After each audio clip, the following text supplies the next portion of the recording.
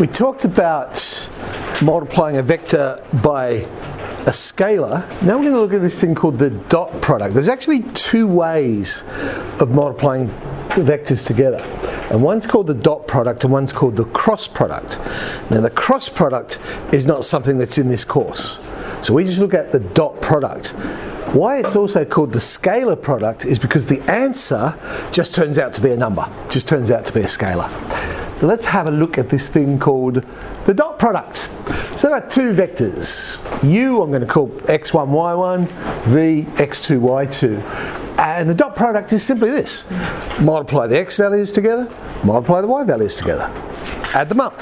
That's the number you get. So u dot v, x1, x2 plus y1, y2. So the answer is a number. It's a scalar. What you have to be careful with when you see something like this, we're so used to seeing algebra, and we think, oh, we'll just expand out and get 6i squared and so on. No, that's why it's important the dot is there. So we know it's the dot product. We're not actually expanding these parentheses out. We're finding the dot product. So we multiply the I components, 1 times 6. We multiply the j components, minus 7 times 4. Add them together, negative 22 is the answer. Some rules for manipulating these things. If one of those vectors is in fact multiplied by a scalar, you can still just do the dot product of the two vectors and then just multiply the answer by that scalar. Up to you how you want to do it. I said it's not like expanding out. However, when you are dotting a single vector, you can think of it like expanding out, but you don't say the answer is AU, you say the answer is A dot U. So it's the dot product of those two vectors plus A dot V. So it looks like expanding out. They commute. So U dot V should give you the same answer as V dot U. This one here, U dot U, if you dotted it with itself, it's not going to be U squared. It actually turns out to be the magnitude of U squared. Reason why, remember we said multiply the x values together, multiply the y values together. So we'll get x1 times x1, x1 squared, plus y1 times y1, y1 squared. And if you recall, the magnitude was the distance, which is the square root of that. So we've ended up with the magnitude squared, not just u squared, but the magnitude of u squared. Okay, it looks like the difference of two squares, but the same thing. We don't get u squared, we get u dot u, which is the magnitude of u squared. So we get the difference of the magnitude squared. The magnitude of u squared minus the magnitude of v squared. So here's a little diagram, a triangle we've drawn using vectors. So I've got the vector OV, and I've added to it the vector VU, and of course when we add them together we get the vector OU. So these vectors I can describe as head minus tail. So V would be V minus 0, so V. U is U minus 0. UV would be head minus tail, U minus V. Now if I was to apply the cosine rule to this, what would it be? Well, if you recall the cosine rule, the length squared, now I'm looking at the red vector here, well that will equal the other two sides, so u squared, v squared minus twice the product of the lengths of those vectors cos theta. Basically cosine rule. Why have I done that? Well, if I was to expand this whole thing out, this is what I would get. X minus x2 squared plus y1 minus y2 squared, and so on and so on.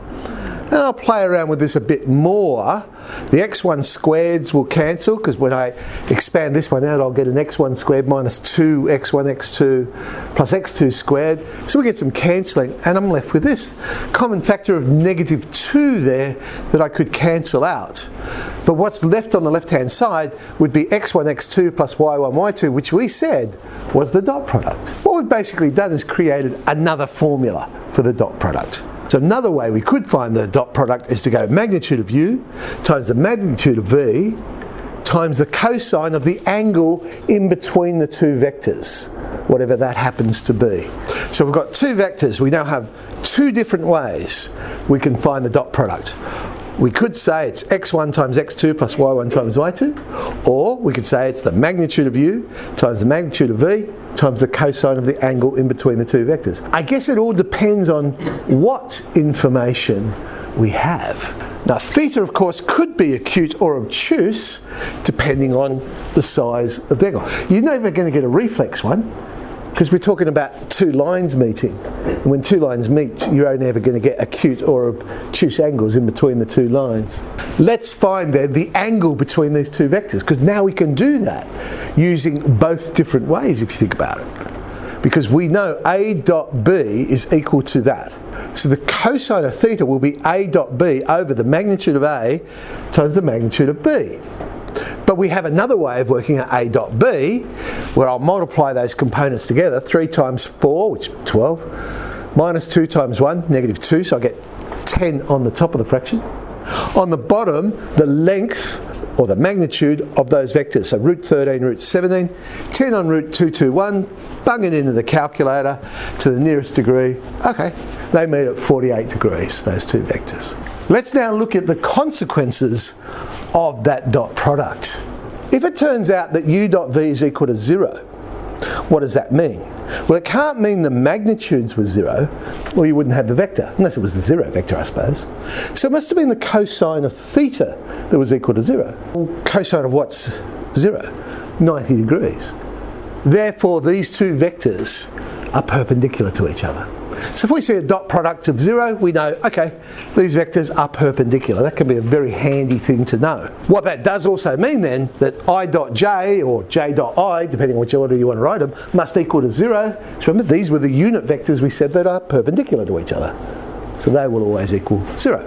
Now, if u dot v is equal to, and it might be plus, it might be minus, the two magnitudes multiplied together, what does that mean?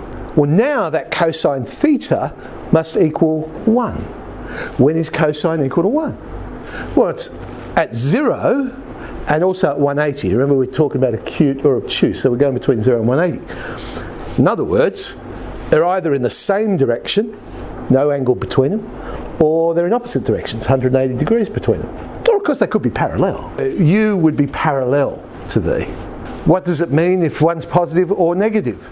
If it's greater than 0, then we must have said cos theta was equal to positive 1. And if it was less than 0, we must have said it was negative 1. So one's positive, one's negative. Basically, we end up talking about the direction. If it's a positive number, they must be going the same way. They're both negative or they're both positive. If it's a negative number, they must be going in opposite directions. One was positive, one was negative.